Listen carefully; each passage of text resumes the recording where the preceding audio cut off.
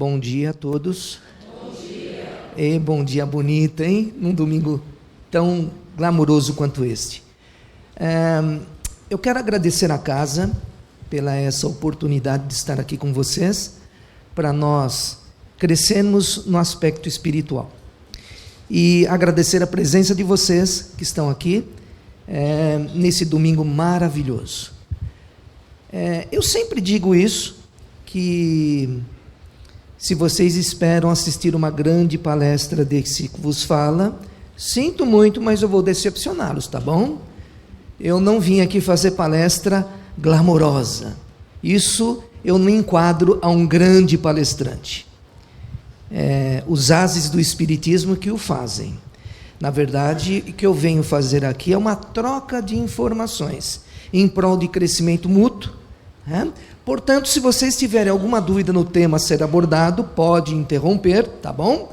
Que se eu não souber a dúvida, certamente os universitários que estão aqui nas minhas costas, me puxando a orelha, o saberão, tá bom? Vamos falar um pouquinho sobre os nossos inimigos. A filosofia, ela gradua os nossos relacionamentos em 4 elos. O primeiro elo seria isso quando estamos encarnados, tá, gente? Quando o nosso espírito possui um corpo. Muita gente imagina que é o contrário, né? O nosso corpo que possui um espírito. Na verdade é o contrário, tá bom? Tanto é que muita gente diz assim: tomei um susto, que o meu espírito sai do meu corpo. Já ouviram falar nisso? Ou seja, o nosso espírito, ele possui esse corpo, em tempos distintos, em formas distintas, em sexos distintos, enfim, de acordo com a nossa necessidade. Então, possuímos esse corpo, durante um certo tempo, que nós chamamos de espíritos encarnados. Aqui nós temos uma série de espíritos encarnados e também uma infinidade grande de espíritos desencarnados, que me deixa lisonjeado que esses espíritos, além de vocês, estão assistindo a nossa palestra, tá bom? E a filosofia diz que nós temos os nossos elos de ligação, ou anéis de ligação. Eles graduam, eles intitulam como sendo 4. O primeiro deles seria o que forma a nossa família consanguínea.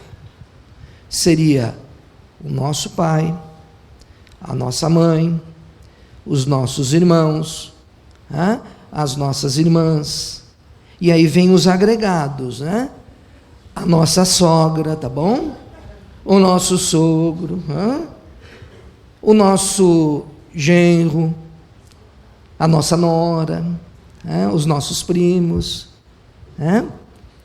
o nosso cunhado, aquele que muitas vezes traz o pé de galinha no nosso churrasco e quer comer picanha, tá bom? Ou seja, brincadeiras à parte, são esses envolvidos que nós chamamos de elo 1. São os mais diretos, tá? O segundo elo seriam os nossos vizinhos, por exemplo. Os nossos amigos são mais distantes, mas esse relacionamento muito importante. Aquela que de vez em quando a gente fala: mas essa nossa vizinha é fofoqueira, né? Ficar falando mal dos outros, ficar reparando nas coisas, não é assim? Ou o nosso amigo puxou a nossa perna, puxou o nosso tapete, enfim. São esses relacionamentos que se graduam no segundo elo. O terceiro elo seria o elo de ligação, de sustentabilidade financeira. Ou seja, aqueles que participam, que são chamados de colegas de trabalho. Ou seja, aqueles colegas de trabalho, aqueles que possuem uma empresa, são os seus fornecedores, aqueles clientes, enfim, todo esse aparato que nos dá sustentação de ordem física, ou seja, que ganhamos o nosso sustento. Então, esse seria considerado o terceiro elo. O quarto elo seria mais abrangente, seria os integrantes do nosso bairro, por exemplo, da nossa cidade. Aqui é Penha de França, né? Os integrantes da Penha de França, né? Os integrantes dessa cidade de São Paulo, os integrantes do nosso estado de São Paulo, assim como o nosso Brasil, o nosso continente, enfim, o nosso mundo de relacionamentos, né? O planeta Terra. Então, esses são mais abrangentes. Mas, em todos esses 4 elos, nos relacionamentos, evidentemente, nós temos as nossas rusgas. São aqueles que não veem o mundo da nossa maneira. Não que nós sejamos corretos, mas eles não enxergam o mundo da forma, muitas vezes, que nós enxergamos, naquele instante. E quando isso é muito gritante, esses relacionamentos, esses conflitos que nós chamamos eles de inimigos. São aquelas rusgas, e que muitas vezes nós não conseguimos suportá-lo ou suportá-la. Seja ele em qualquer nível, em qualquer elo, mas principalmente no elo número 1. São as nossas famílias, os nossos espíritos, os nossos amigos espíritos que habitam a nossa família. Eu vou fazer uma pergunta aqui. Não vale mentir na casa espírita, tá bom, gente? Senão os espíritos vão lá puxar o dedinho à noite, viu? Brincadeira, hein, gente? Quem aqui não tem uma ovelha negra na família? Fala aí. Muito, né? Às vezes nós somos ovelha negra, hein, gente? Ou seja, os nossos relacionamentos diretos geram os nossos conflitos, que, como eu disse, são chamados de inimigos. E quando nós, Jesus pediu para nós, de maneira gentil, que perdoássemos os nossos inimigos. E como é difícil, né, gente? Como é difícil a gente perdoar uma determinada pessoa que puxou o nosso tapete, né? Como é difícil, né? Puxa vida. Muitos dizem assim, eu perdoei, tá, gente? Ô Rico, eu perdoei, tá? Mas, entretanto, porém, ele numa calçada e eu na outra. Porque se eu encontrá-lo, eu voarei em vosso pescoço. Assim? Então perdoou, né? Mais ou menos, né? E evidentemente, quando Cristo disse isso, ele não pontuou que nós devêssemos chamar o nosso inimigo para comer uma pizza maravilhosa com a borda de catupiry, etc. A não ser que a gente colocasse um veneninho lá, né, para ele comer, né? Evidentemente, ou seja, esses relacionamentos, essas trocas energéticas com o nosso inimigo, nos dão uma certa apreensão. Não é assim?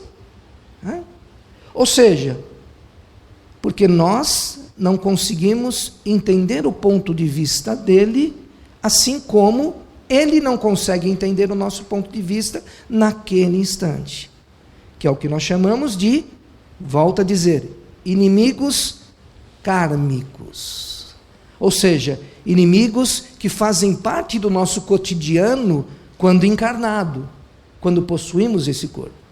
Aliás, esse corpo, eu digo sempre que ele é um limitante. Nosso corpo é um limitante. O nosso corpo precisa de alguns cuidados. O nosso corpo, por exemplo, ele precisa se hidratar nesse calor enorme que aí está. O nosso corpo, ele precisa de alimentação, energia. O nosso corpo, ele precisa de determinados cuidados, como, por exemplo, aqueles que não são muito bem com isso, né? Tomar banho, tá, gente? Precisamos assear o nosso corpo, tá? E quando eu digo limitante, esse corpo, ele não consegue, por exemplo, se eu subir no primeiro andar de um apartamento qualquer e me apinchar lá, certamente eu vou danificar esse corpo, né? Porque ele não está adaptado a voar como uma borboleta ou um passarinho. O nosso corpo, ele precisa de ferramentas para que ele se mantenha vivo debaixo d'água. Então, se ele não possuir todas aquelas ferramentas, aqueles escafandro e etc., né, ele não consegue respirar debaixo d'água. E ele é um limitante, como eu disse. Mas, acima de tudo, ele é um camuflador. Vou fazer uma pergunta aqui de novo. Não vale mentir na casa espírita, né? Quem aqui não recebeu uma pessoa que nós odiamos, que nós não gostamos, com um sorriso de orelha a orelha, né? E a recebeu, mas no fundo, mocreia, como eu não gosto dessa mulher ou desse homem, meu Deus do céu, dá vontade de enforcá-lo ou enforcá-la, né? Ou seja, nós camuflamos os nossos sentimentos. É um verniz social. Já imaginou se nós tivéssemos que externar a nossa definição daquele outro ser? Geraria uma série de conflitos, evidentemente. Isso faz parte da tolerância, é normal. Mas quando nós não temos mais o corpo físico, quando morremos, ou seja, quando há o desenlace entre o espírito e a matéria, muita gente imagina que, assim, eu vou para o céu, né? Eu vou ficar lá, ouvindo aquela musiquinha, olhando o planeta Terra lá de longe, né? Vestidinho de branco, com asinhas, né? Assim, a gente imagina isso, né? Ou queremos isso, né? Ficamos olhando lá. Tem alguns descarados que falam assim, eu quero que 7 menininhas bonitonas me dão uvinha na boca. Ou tem uns descarados que falam assim, umas descaradas que dizem assim, quero 7 bonitão dando uvinha na boca. Eu digo a vocês que vou decepcioná-los com relação a isso. Nós somos exatamente como somos hoje, quando desencarnamos. Com uma diferença: como nós não temos essa limitância que é o corpo físico, lembra que eu disse? O camuflador? Os nossos sentimentos são muito mais abrangentes e potencializados. O que eu quero dizer com isso? Se você tem no seu coração espiritual amor, ele é alojado no seu coração, amor, seja em porcentagem qual for, esse amor ele é potencializado. Se nós temos receios, esses receios são potencializados. Se nós temos ternura, essa ternura ela é potencializada. Se nós temos um rancor, esse rancor ele é potencializado. E se nós tivermos uma decepção para com aquele outro que nos passou a perna, essa decepção também será potencializada. O que eu quero dizer com isso? Que quando não possuímos mais o corpo físico, e essa potencialização dos nossos sentimentos, elas serão realizadas, muitas vezes, um fato ocorrido quando encarnado, e eu estou desencarnado, eu venho proferir uma vingança, por exemplo. É o que nós chamamos no espiritismo de obsessão. Espíritos desencarnados atazanando a vida de espíritos encarnados. Isso é perfeitamente comum. Se vocês lerem lá no livro dos Espíritos, uma pergunta: escuta, qual a incidência de espíritos no nosso mundo kármico? Ela é muito elevada? Mais do que vocês imaginam. Então essa interação, ela existe. Ela existe. E aí Cristo recomendou: faça as pazes quando encarnado, não deixe para depois. Ele nos deixou essa lição, justamente por isso, para que nós não soframos transferências ou manipulações em nosso mundo kármico. Percebe? Então, essas graduações que nós chamamos de espíritos encarnados e espíritos desencarnados, os nossos inimigos encarnados e desencarnados. Então, isso existe. Por isso que existe, e é perfeitamente normal, nós habitarmos corpos, como eu disse anteriormente, em situações diferentes, em condições diferentes. O que eu quero dizer com isso? Você pode habitar num corpo masculino nessa reencarnação, e numa futura um corpo feminino. Você pode habitar num corpo pleno de saúde em determinada encarnação, em outras nem tanto. Você pode habitar um corpo, por exemplo, rico sob aspecto financeiro, e outras nem tanto. Você pode habitar um corpo que viverá em um país desenvolvido, por exemplo, e outras nem tanto. Então essa diversidade reencarnatória, ela tem um objetivo, de nós crescermos sobre o aspecto espiritual. Crescemos. Então os relacionamentos, eles são de vital importância que nós façamos isso, que nós consigamos isso, a nossa elevação espiritual. E muitos espíritos que estão conosco hoje, de diferentes papéis, já estiveram conosco em encarnações anteriores. Percebe? Então esses relacionamentos, principalmente do elo número 1, que é a família consanguínea, ele nos acompanhou por vários e vários encarnações pretéritas. Então, esses relacionamentos precisam ser depurados. E como fazê-lo? Como aplicar? E aí eu até digo para vocês que existe um terceiro inimigo, tá? Que eu vou falar para vocês qual é. Manja quando você levanta de manhã, levanta de manhã, e aí olha no espelho, o que você vê? Aquela cara amassada de dormir à noite, com a boca fedorenta, que não escovou os dentes ainda, todo descabelado ou descabelada. Esse é o terceiro inimigo.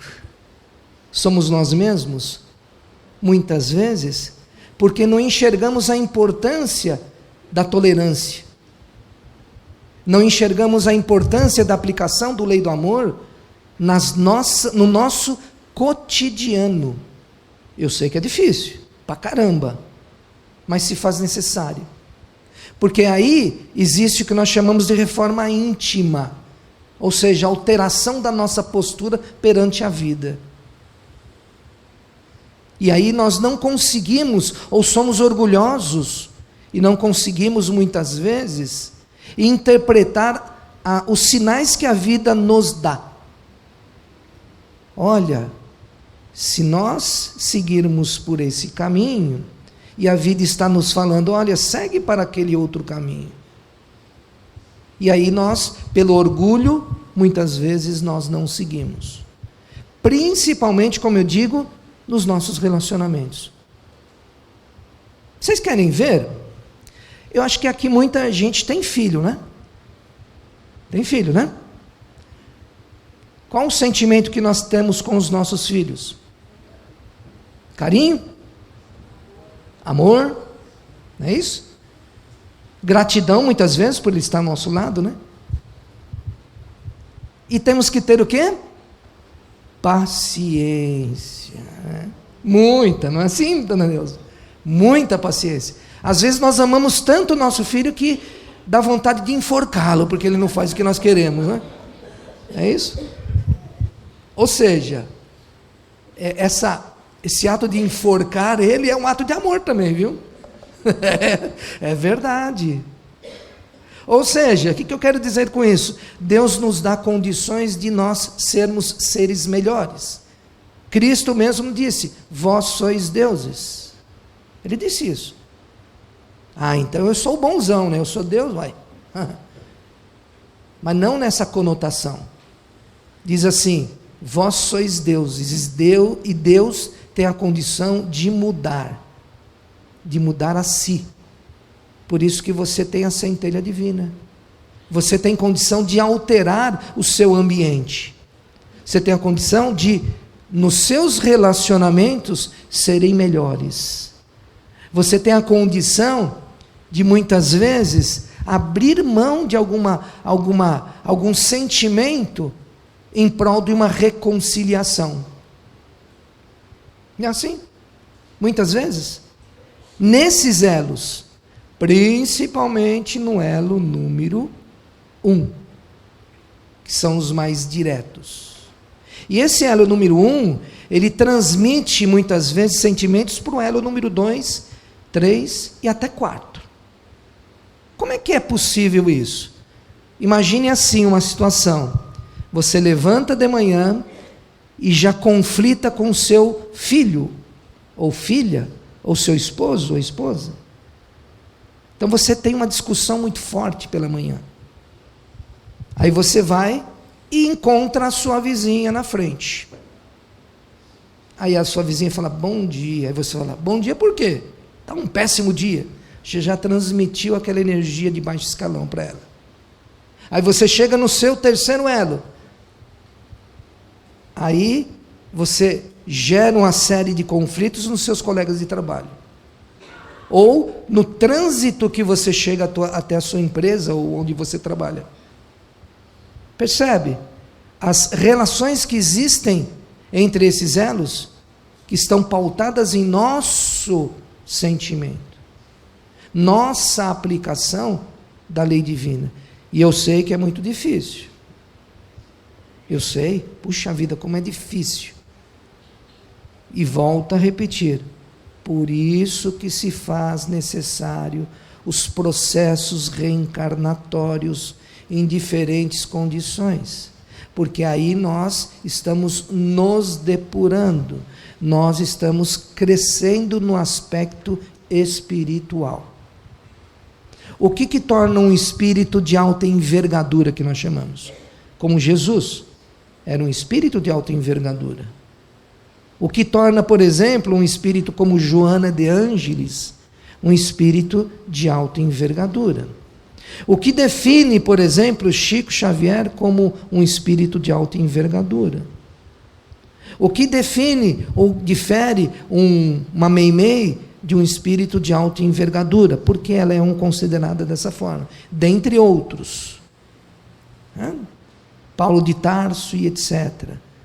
Os apóstolos de Cristo e etc. O que define? Será que vamos dizer assim,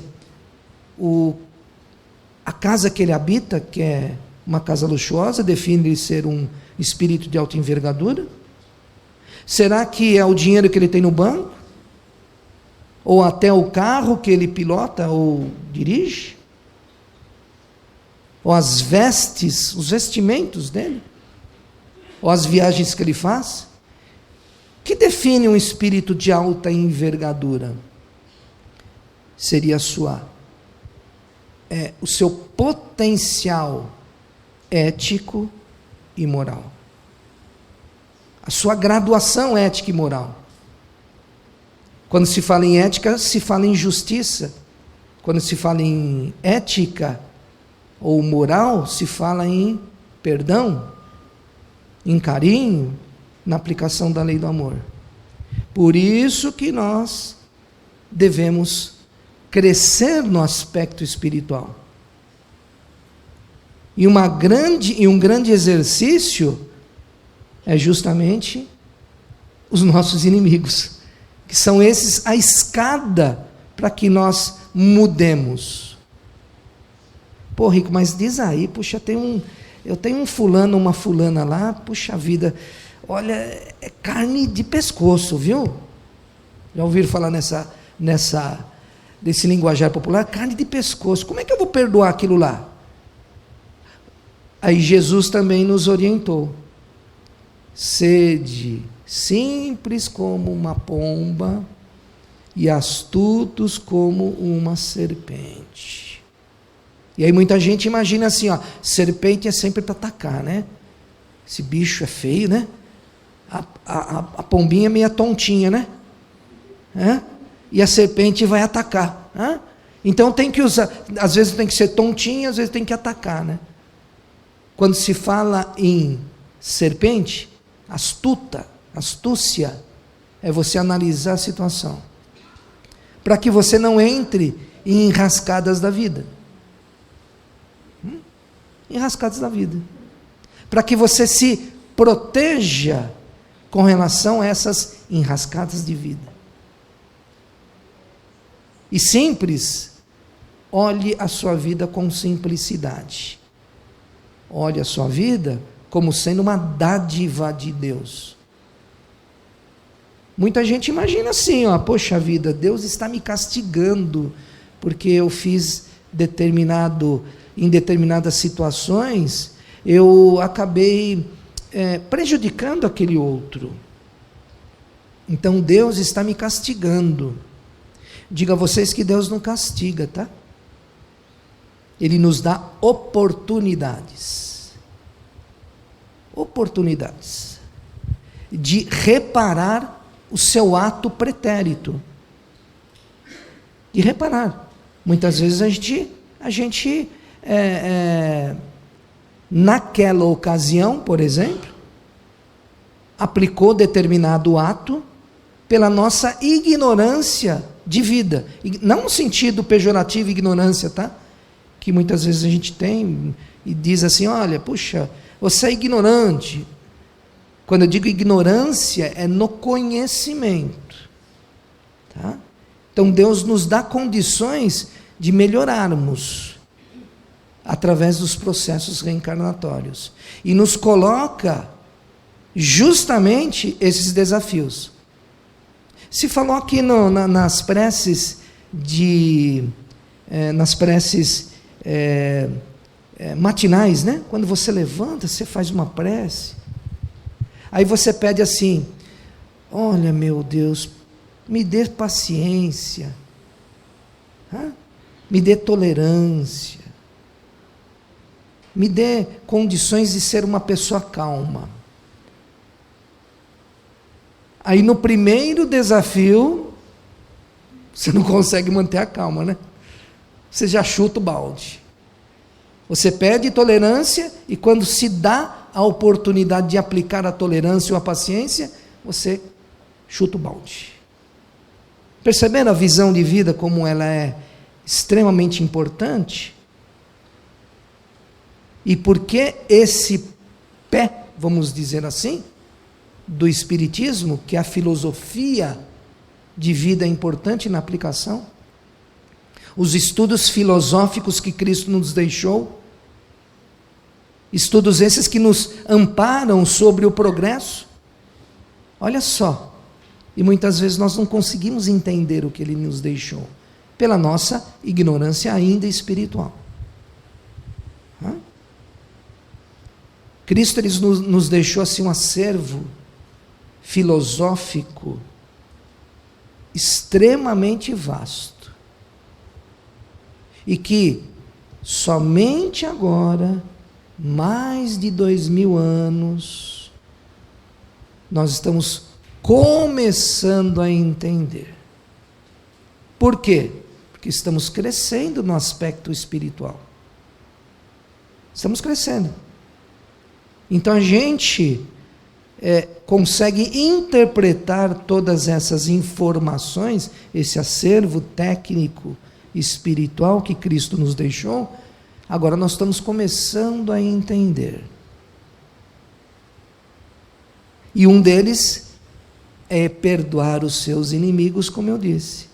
Que através do perdão, você melhora. O que eu quero dizer com isso? Só para a gente encerrar. Muita gente imagina que quando você aplica a lei de perdão com o seu inimigo, você o está credenciando. Eu perdoei. Na verdade, você está se potencializando. Dia desses estava falando com uma pessoa que ela dizia assim, ela tinha 70, na ocasião, tinha quase 70 anos. E ela disse que ela sofreu uma decepção quando ela tinha 20 anos de idade, quase. E ela carregava aquela mágoa até hoje. Ou seja, ela carregou essa mágoa ao longo de 50 anos. Bodas de ouro. E ele não entendia porque o coração dele era amargurado, que ele sofria de determinadas ordens físicas. Ele não entendia. Ou seja, o espírito, ele está doente e ele transmite para o corpo. E a gente toma os remedinhos para o corpo físico, quando não tomamos os remedinhos para o corpo espiritual. Porque absorvemos isso e abraçamos toda essa mágoa. Então, quando você perdoa, você quebra esse laço. Você aumenta seu padrão vibracional. Você se torna um espírito mais elevado. E quando você se torna um espírito mais elevado, justamente vamos dizer, os ataques espirituais, eles são menores. Por quê? Porque você está num outro padrão vibracional. Então, quem se privilegia quando você perdoa é si mesmo e não o outro. Percebe? Esse é o ensinamento que Cristo nos deixou sobre perdoai os vossos inimigos, porque vocês serão os maiores privilegiados. Muito feliz de estar aqui com vocês. Agradeço imensamente a casa, Dona Neuza. Agradeço imensamente ao carinho que eu recebi por estar aqui primeira vez na casa, e agradeço a presença de todos vocês. Paz e luz a todos. E domingo, lembrando, é dia de macarronada na família, né? De arroz e feijão. Pode ser até aquele, como é que chama? Miojo, né? Não tem problema. Mas desde que vocês estejam junto com os seus. Paz e luz a todos. Tenham um excelente domingo. Fico muito feliz e um beijo no coração de todos vocês. Paz e luz.